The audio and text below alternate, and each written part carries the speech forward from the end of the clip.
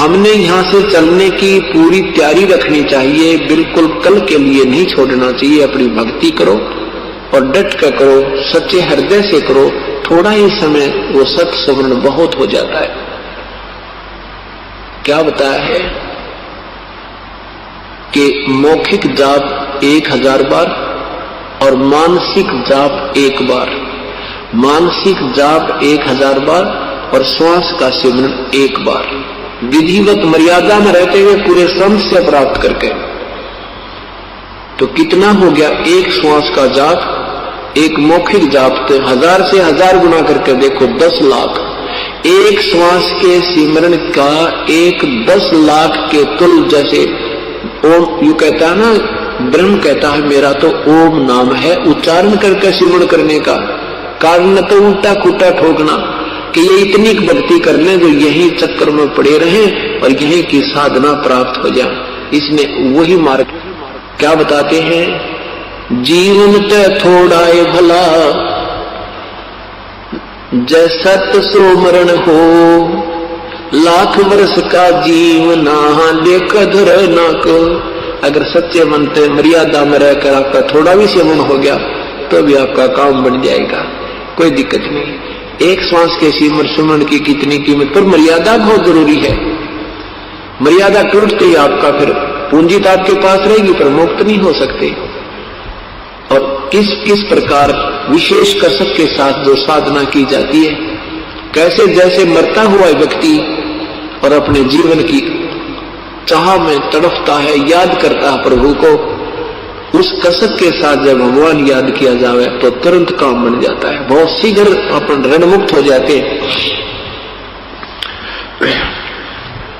एक अंदर से विशेष कसक बनती है, उसके वैसे जो सिमरण करते हैं वो थोड़ा ही श्वास का सिमरण बहुत लाभ देता है। परमात्मा कहते माला तो कर में फिरे और जीव फिरे मुख माही, और मंत्र तेरा कहीं और घूम रहा, ये तो सुमरण नहीं। 108 मंत्र आपको बताए जाते हैं, ज्यादा भी कर सकते हो कोई बात नहीं, और किसी दिन कम भी रह जाता चिंतित नहीं होना चाहिए, क्योंकि परमात्मा को पता है काल ने यू एजेंट छोड़ रखा मन कि यू भक्ति ना करने दे तुमने। लेकिन कुछ दिनों के बाद आत्मा इस पे प्रभावी ऐवी हो जाएगी और बैठ के इस पे भजन कराया करेगी। फिर श्वास का मंत्र आ जाता है, ये मन भागता है, फिर थोड़ी देर बाद फिर चेतन हो जाए, फिर करे, तो ऐसे करता रहे, ऐसे अभ्यास बनेगा इसका, ऐसे ही चलता है। और कुछ दिनों के बाद आपको रात्रि में भी, स्वप्न में भी आपका सिमरण शुरू हो जाया करेगा, सोते सोते सोते सोते श्वास उस श्वास से। और 1 श्वास उस श्वास की इतनी कीमत है सतनाम की, 2 अक्षर की। और तीसरे का तो कहना है कि सार नाम तो वो तो एक का जपया हुआ घना काम करते हैं। तो इतने धनी बन जाओगे आप इस भक्ति से। ये भक्ति और फिर आशा, आशा यहाँ के नहीं रखा, जरा अंत में आपकी इच्छा, किसी बेटे या बेटी में, कार या कोठी में, पोते या पोती में, किसी प्रकार दोता या दोती में, किसी भी सतीथि में। मान लीजिए आप मर्द होगे और उधर से आपकी बेटी विधवा होगी, तो आपके साथ काल ने यूं और एक जाल कर, बेटी वही विधवा होगी जो नाम तो दूर होगी। अगर बेटी भी नाम ले रही होगी तो नहीं हो सकती उकचुक, गारंटीड बात है। और ऐसा हो जाता है तो फिर आपके मन में काल पैदा करेगा प्रेरणा, बता क्या होगा बेटी का, क्या होगा बेटी का।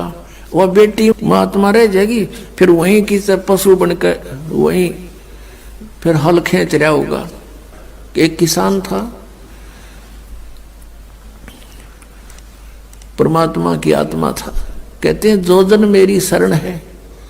पुणात्मा आप समझोगे, क्योंकि बालक नहीं बुद्धिमान समाज है, आज मानो किसी का बालक बिगड़ जाए, बेटा या बेटी, उस माता पिता से पूछ कर देखो वो कितना दुखी रहता। सपने में भी उसको ये चिंता बनी रहती है कि किस प्रकार मेरा बच्चा फिर से लाइन पकड़ जाए, उसके लिए कितना दुखी होता है। और हम उस परम पिता के बच्चे, उसी के बेटा बेटी हम, और वो हम कितने बिगड़ के यहाँ आगे इस काल का फंस गए। अब ये हमारी रेल बना रहा सबकी, बिरान मिट्टी के रखी यहाँ पर ले लिए टिंडे हमने इसके साथ आकर के।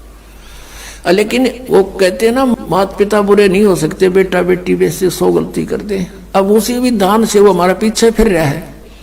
परमात्मा कहते हैं कि जो जन मेरी शरण है, एक बार भी किसी युग में ये भोली आत्मा मालिक से टच होगी, कभी उसके भेजे हुए दास से कभी उपदेश ले लिया, तो फिर वो रह भी गया यहाँ पर, फिर भी मालिक उसके पीछे पीछे फिरता, कभी इसने सद्बुद्धि आ जा, किसी प्रकार फिर से ये लाइन पकड़ दे।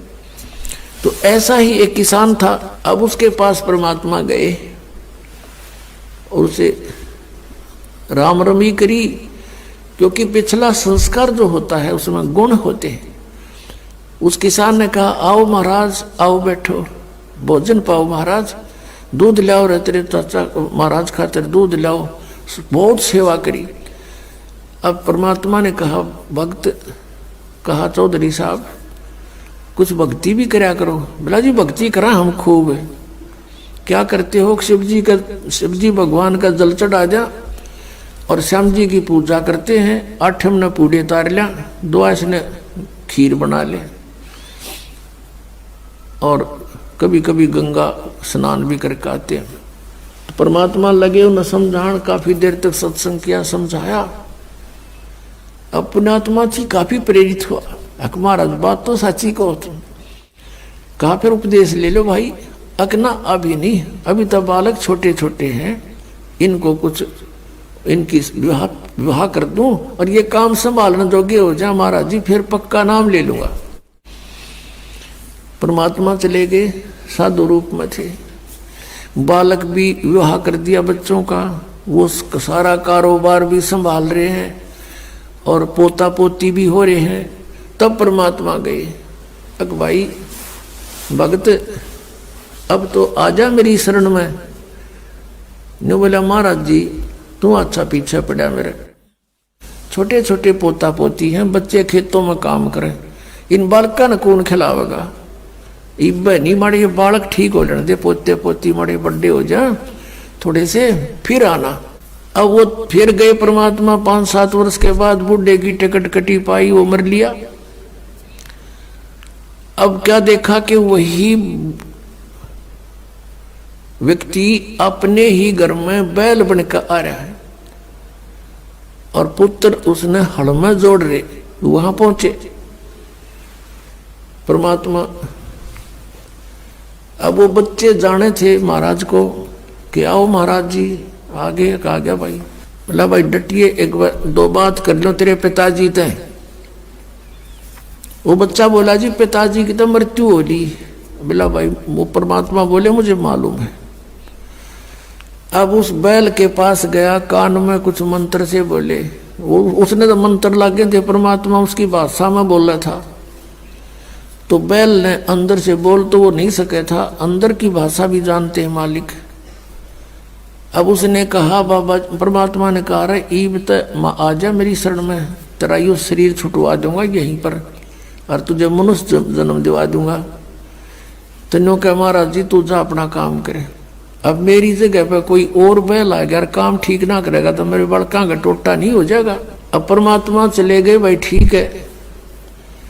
कुछ दिनों के बाद क्या हो गया कि वो बैल वाला शरीर भी छूटना ही था, कभी ना कभी मृत्यु होगी। फिर वो बन गया सर्प।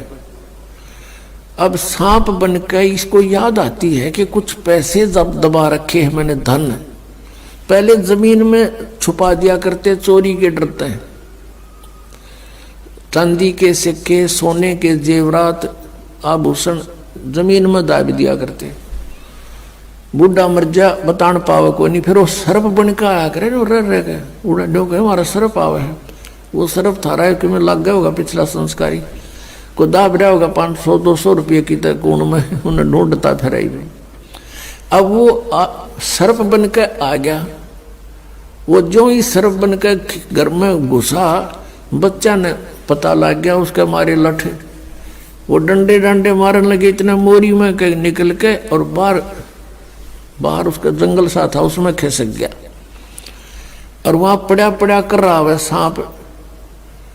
अच्छे डंडे लाग रहे, उसकी सांकड़ी गई टूट। तो परमात्मा आए और वहां बैठ के न बोले, सुना भगती अब के सलाह तेरी? ने बोला जी ले लो शरण में। ने बोला वे शरण में तो आया पर सांकड़ी तो डुबा के आया तुम। अब परमात्मा कहते हैं जहां आसाता बासा हुई और मन कर्म वचन सोमरियो सोई।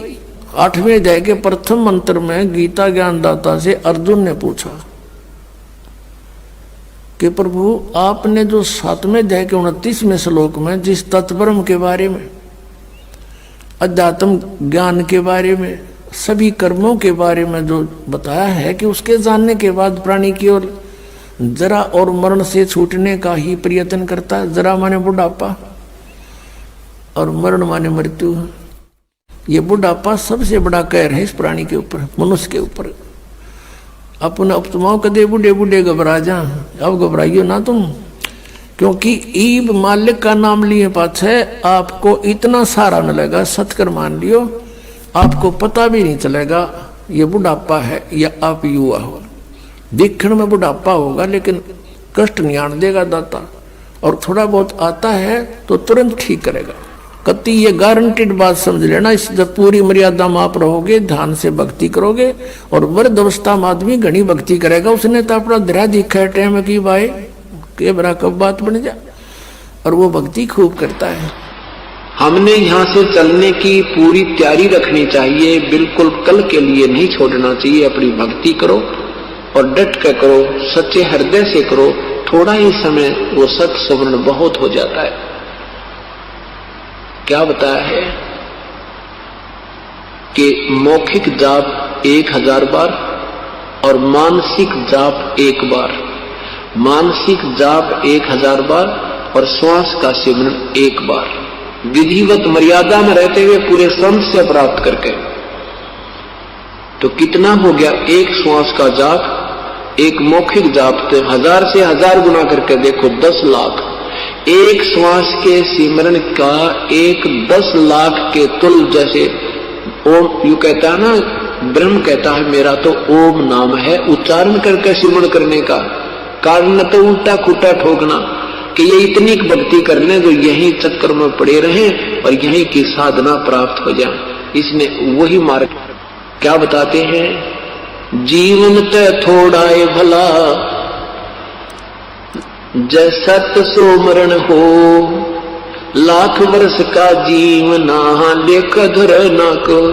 अगर सच्चे मन से मर्यादा में रहकर आपका थोड़ा भी सेवन हो गया तो भी आपका काम बढ़ जाएगा, कोई दिक्कत नहीं। एक श्वास के सिमरन की कितनी कीमत, पर मर्यादा बहुत जरूरी है।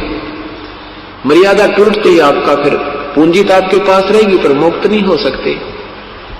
और किस किस प्रकार विशेष कसक के साथ जो साधना की जाती है, कैसे जैसे मरता हुआ व्यक्ति और अपने जीवन की चाह में तड़पता है, याद करता है प्रभु को, उस कसक के साथ जब भगवान याद किया जाए तो तुरंत काम बन जाता है, बहुत शीघ्र अपन ऋण मुक्त हो जाते हैं। एक अंदर से विशेष कसक बनती है, उसके वैसे जो सिमरन करते हैं वो थोड़ा ही श्वास का सिमरन बहुत लाभ देता है।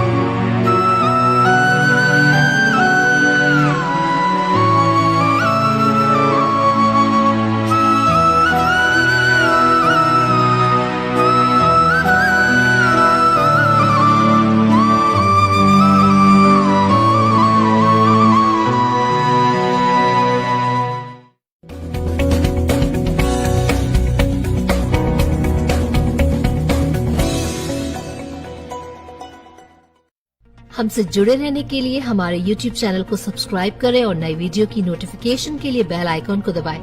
अगर आप ये वीडियो Facebook पर देख रहे हैं तो लाइक जरूर करें और ज्यादा से ज्यादा शेयर करें। धन्यवाद।